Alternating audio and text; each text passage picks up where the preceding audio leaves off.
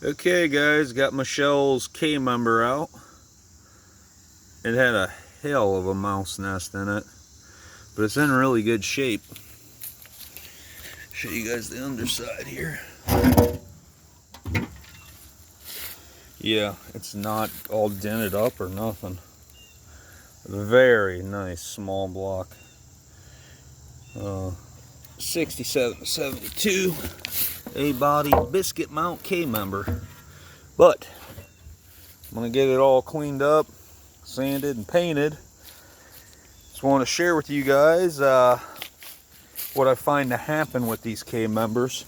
So if you have one of these cars and you keep up to date with it, like all the bushings and ball joints and whatever, the front end's all good, new lower control arm bushings are newer, and you have an occasional creaking, popping noise in it sounds like in the torsional bar area, like kind of by your feet.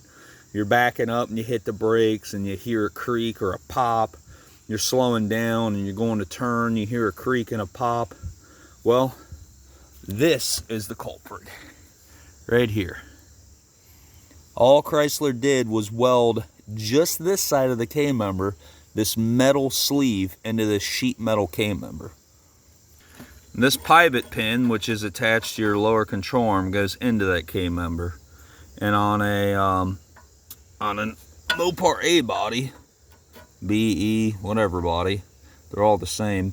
This, it has a lot of load bearing stress on it, because this is where the lower arm goes into and what the torsion bar attaches to.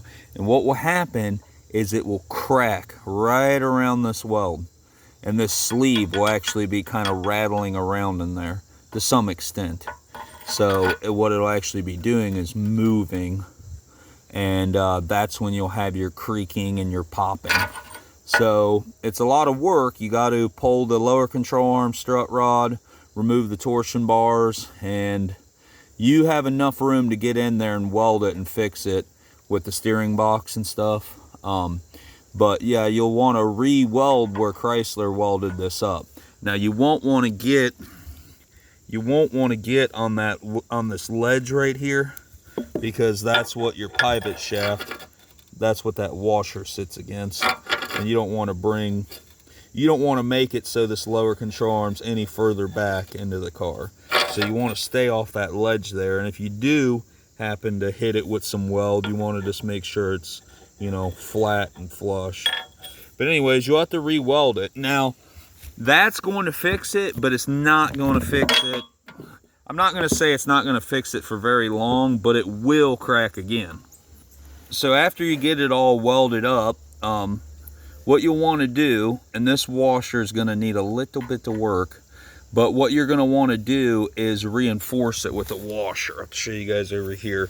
Now, mind you, this washer, it's going to have to be dremeled out bigger, okay, to actually go around the opening and around the weld. But what you want to do is dremel this out so that it fits nicely around the opening and around the weld, and maybe even trim up the top here so it ain't looking goofy sticking out. And then you're going to want to weld this washer all the way around the K member. Basically all you're doing is giving this more strength by giving it more surface area. So re-weld that because it's cracked, and then fit this over so that it sits flush against the K member, and then weld it to the inside and weld this to the outside. Now, you don't have to do this. If you just weld where it busted out, that'll be good. But I mean, it could be 2 years, 5 years down the road, it's probably going to crack again. It's just sheet metal and it's already fatigued once. So when it does crack and you weld it, all you're relying on is your weld to a cracked piece of fatigued metal. So I'm coming up with a solution here, and that's to add a big washer that can sit against it, weld it, and then you just now spread out all your surface area. So anyways, pretty common, so don't be too upset about it. It's just old shit. So yeah, but if your front end's all good, and you got new lower control arm bushings, and it's just you're hearing it creaking and popping under weird circumstances when it shouldn't, then that's your problem. One of these or both of these are cracked. So you gotta fix her up. Now this one's actually in good shape, so there's no issue with that. I guess you could even put a little more weld on even though it ain't cracked, but if it ain't broke, don't fix it. So I'm gonna clean this one up, get it painted, and put back into the car. Until next time, guys, see you.